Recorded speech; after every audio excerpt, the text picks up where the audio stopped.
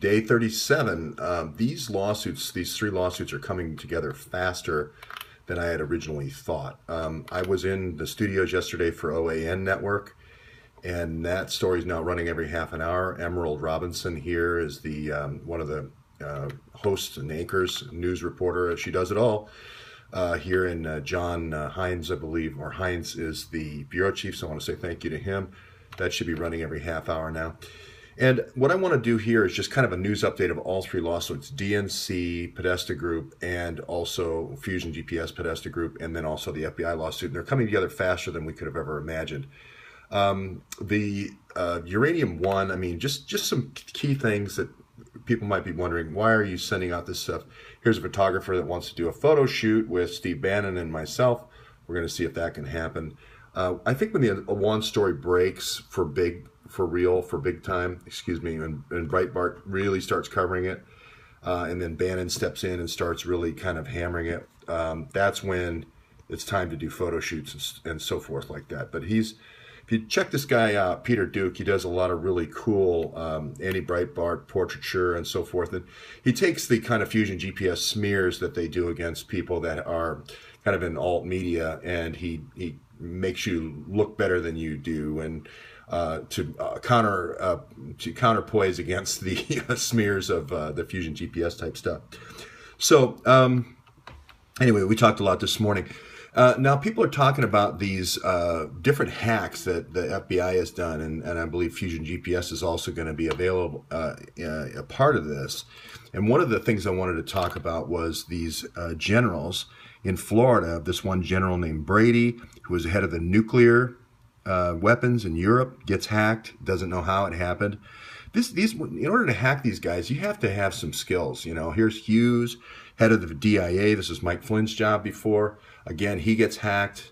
Nobody knows how that happens. Here's the Washington Examiner talking about 80 people that were interviewed that got hacked. This is the kind of the Samantha Power type hacking. And only 2 people were informed. So the FBI let them go ahead and keep hacking them. So here again, this is going to be just like Uranium One was a 10-year or 14-year sting, this is going to be another color of law surveillance operations. And, you know, hey, we needed to catch the foreign adversary here, so we hacked your email for 10 years and didn't tell you about it because you would have changed your behavior if that would have been the case. So, and here's another article where different generals are hacked. This is the part I said was coming in the story, and again, all this will come out with metadata. But all these generals down here in Florida and DC are being hacked here.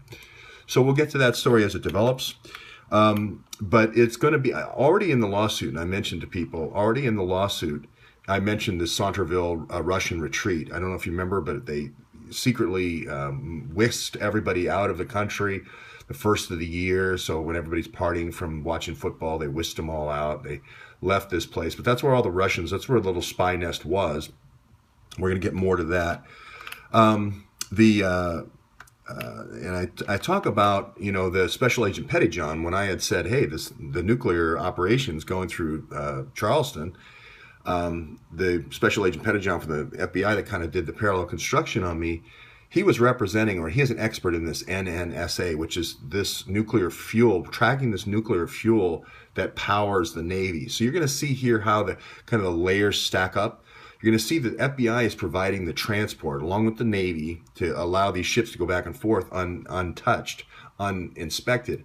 The people that put the cargo on top are going to be the ones with their logistics and so forth. And then, of course, you're going to have these Beck truckers that the actual hands and feet of the operation are going to be as Beck truckers or the MS-13 guys working on the docks.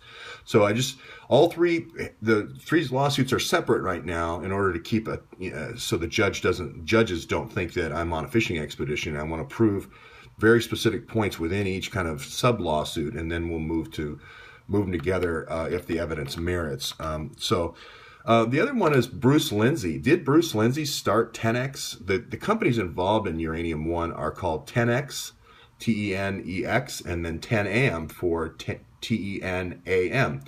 Now, you may know Teneo, which was Teneo was the company that Doug Band wrote the famous 12-page letter that Charles Ortel always refers to, that basically says we conduct, high treason and print passports and do all sorts of things, with reckless abandon.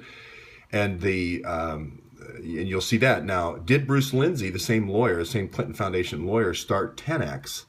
Now, is 10X for the exporting of uranium from the Soviet Union to different oligarchs in Ukraine, Pakistan, India, UAE, all these developing countries? That's the question that we need to know. He was in Washington a long, long time before Bill Clinton ever got to Washington, about 10 years before. So he also has an address, as you can see here, in Little Rock as well. So the connection between GHWB and Bill Clinton is becoming a little bit more obvious, maybe through this.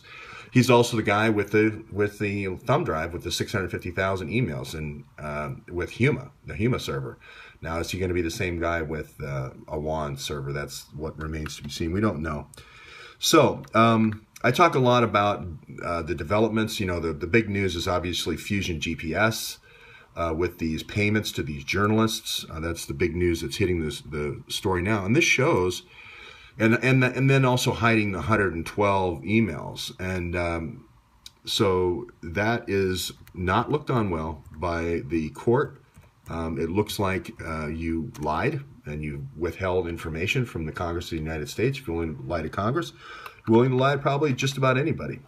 So anyway. So that's not going to look good. Let's just see if we get any hits here on Fusion GPS here. And 112, just to see if that's become an internet meme yet.